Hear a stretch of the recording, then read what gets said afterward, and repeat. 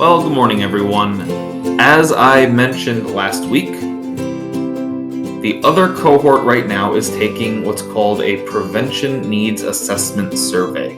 If you're listening to this, you have either already taken it or you're about to take it tomorrow. It's totally anonymous. It doesn't count for any sort of grade or anything. It's mostly just informational.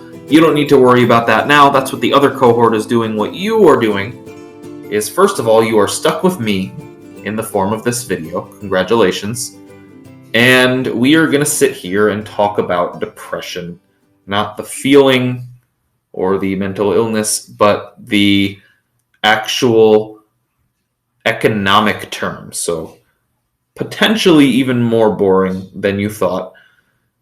Explain how economic practices of the 1920s contributed to the Great Depression. So after that fever pitch of the 1920s, those roaring 20s, we get kind of slammed back down to reality in what is called the Great Depression. And again, depression is a specific economic term that we're going to need to figure out what that means economically in terms of money and growth. But number two, I want you to focus on three definitions for today: panic selling, buying on the margin, and bank runs. Probably you're not familiar with any of those yet, but that's okay. We will get to them. But first, your big question for this unit, starting a new unit, so we need a new big question. Was the Great Depression a triumph or a tragedy? And tragedy is probably pretty obvious. It's easy to understand why an economic depression might be a tragedy. That one, probably a little bit more nuanced. Probably that one becomes confusing. How could a depression be a triumph? Doesn't make sense. Hopefully by the end of this unit, it will make sense. But first, let's do a little bit of review. Buying stock. Buying stock and shares and corporations. We've mentioned these in a number of units. I just want you to remind me. There's me talking about Disney Plus, and I'm saying Disney Plus is about to release 20 new shows. You should buy some stock in the Walt Disney Company because their value will increase soon. Well, remind me, please. What does it mean to buy stock in a company? What actually is that? What is stock? And I want you to remind me, what does it mean to buy stock in the Edpuzzle question that's about to pop up right about now. Welcome back. I hope you answered the question correctly. Buying stock is just buying a small little piece of ownership in a corporation. So even if there's like 2 billion shares of Disney that you can buy, if I own 7, technically I own 7 little pieces of owning the Walt Disney Company. I own Disney a little bit. So that's what buying stock is.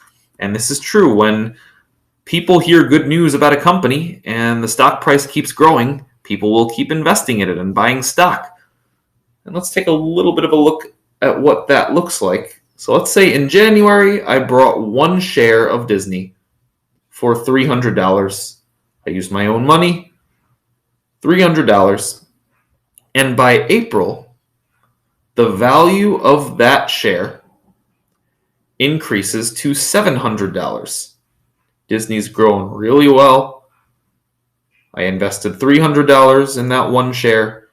By April, that 1 share is now worth $700. Very simple math question. How much money did I make on that investment? And then if I see that pattern of growth happening month after month after month, what might I do more of? So again, answer the question that pops up in Edpuzzle right about now. And welcome back. Hopefully that didn't give you too much trouble. You did not make, remember, $700 because you had to spend $300 to get there.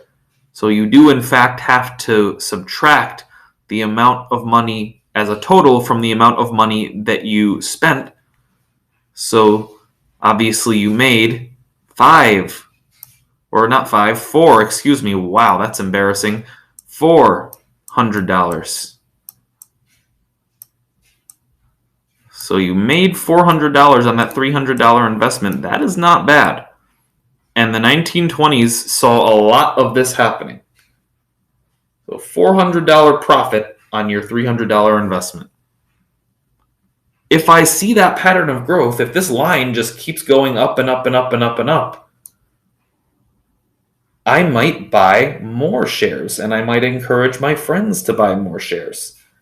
And if everyone else in the stock market sees so many people buying Disney shares, well, the stock will keep growing. It's like this cycle of positivity. So if I see a pattern of growth, what might I do? I might buy more. And that's how that works, as long as it's doing what you need it to. But what happens if I don't have the cash to buy a stock? Can I still invest in the stock market if I don't have the money to buy a single share? Well, the answer is yes. You just borrow the money or you use credit. We've talked about credit. Buy now, pay later. I can buy the share now if I agree to pay back that money at a later time, plus a little bit of an extra fee, plus a little bit of interest. So here's me saying, I don't really have the cash to buy Disney stock, but I really think it would be a good investment for me. Can you help me out? And this lender, this gentleman here is saying, sure, I'll be your lender. I'll lend you $300 if you agree to pay me back that $300 plus a little $10 fee, $10 of interest in 3 months. So you can buy those shares. I'll give you the $300, but you have to pay me $310 in 3 months. And last point down here is important. If the stock market is growing, I will absolutely have that $310 plus some extra cash for me. So as long as the market is growing, this is a fine deal. So if I borrowed the money to pay for that one share, if I borrowed the $300 to pay for that share, and time's up, he wants his money back plus his interest. Can I afford to pay him the $310? Well, absolutely. Didn't we just agree that I made $400 and he needs $310? I even have a little bit of extra money.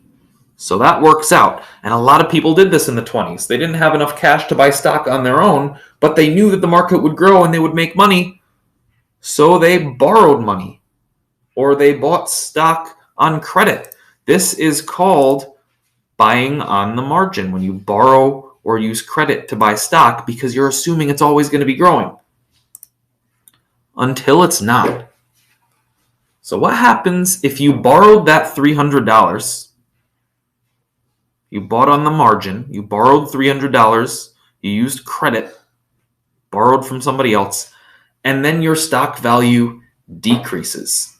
So you see this decreased from $300 a share down to $100 a share, meaning you lost $200. Will you be able to pay back the person you borrowed from? Well, no, you won't be. You will not be able to pay him back. What do you have to do with your shares in order to get at least some of that money back to pay him back? Well, you have to sell your shares. Goodbye, Disney share. I'm going to sell this just in case it keeps falling. I don't want this to go down to zero. At least I could get $100 back. So if the market's decreasing, you get into trouble. And you can't pay back your lender. And so you have to sell off your share. And that means the price is going to drop even further. And if everybody else in the market sees the price dropping, they're also going to sell their shares. And it's going to drop even further. And then everybody's going to see that price drop, and then they're going to sell their shares. And it's going to drop even further. And this vicious cycle causes what's called a panic. What happens to the entire stock market if a whole bunch of people are doing this? Everybody borrowed money from some lenders. The market dropped. They can't pay their lenders. They're all selling off their shares. Everybody looks up at the board and sees those shares being sold. So they all sell their shares. It's called a panic. A stock market panic sell is when many investors see a price drop and they all start just frantically selling off their shares and stocks that they bought. And that causes an even bigger price drop, which causes more people to sell off their shares. It's a panic. Everybody's panicking that the price is going to hit zero. So they're all getting rid of their shares. And that causes a depression. tons of companies are seeing shares of their company worth less and less and less. If these companies keep losing money in the stock market, that means they're not getting as much money. What might those companies have to do to try to save some money? Think about a company, think about a small business, think about like a restaurant. What might a restaurant have to do if they're losing a whole bunch of money? You can even connect this to what happened during COVID. What does a company have to do to save money if they're losing a whole bunch of money? Answer the question in Edpuzzle that pops up right about now. And hopefully you came up with some of these unfortunate answers. You might have to start firing people. Companies might have to get rid of jobs, so people are becoming unemployed. You might have to raise the price of your products to a price that people losing money can't afford anyway. And if worse comes to worst, you might just have to shut your business. And lots of A and C did happen during the Great Depression. Unemployment rose to a really high level, and lots of businesses just closed up. And again, you saw this also during COVID. Lots of people lost their jobs. Lots of businesses never came back. So this is part of what it means to be in a depression. But it gets worse. What if the banks, a bank where you put your money so that it's safe, were also using the stock market? When people put their money in the banks, it didn't just sit there waiting safely for you to come back and get it. It's not like in Harry Potter when they go to Gringotts and it's all just waiting in a vault. The banks were actually using your savings to invest in the stock market to turn it into bigger money. So when the market crashed, they lost your money that they were using to gamble in the stock market, basically.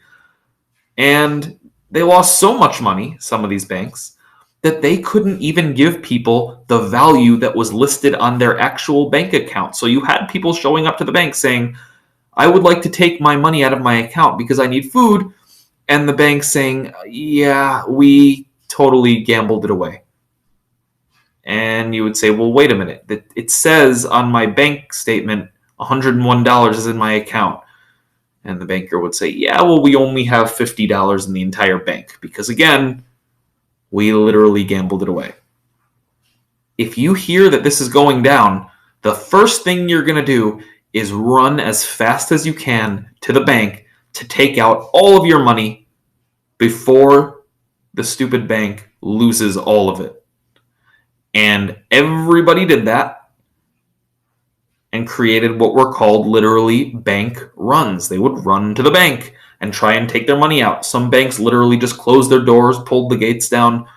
Thousands of banks literally went out of business because they couldn't even guarantee the money listed on people's bank accounts that they saved up. People's savings dried up overnight because the stock market crashed and everybody did bank runs.